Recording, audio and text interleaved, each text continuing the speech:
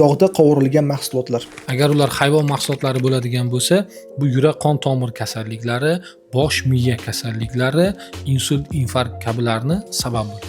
Sutli shokolad. Agar ortiqcha miqdorda bo'ladigan bo'lsa, terining yog'lanishiga olib kelib, turli teri kasalliklari bor. Shularga sabab bo'lishi mumkin.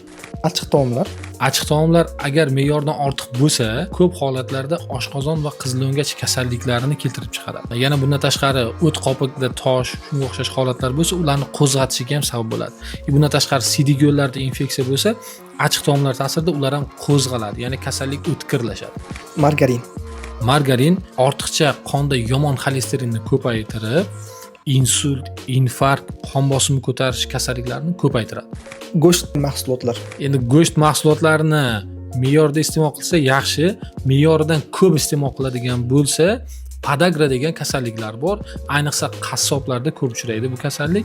Ya'ni qonda urat tuzlarini ko'payib ketib, bo'g'imlarni zararlaydi va buyrakni zararlaydi. Shu kasallik keltirib chiqaradi. Oq un va oq unli mahsulotlar.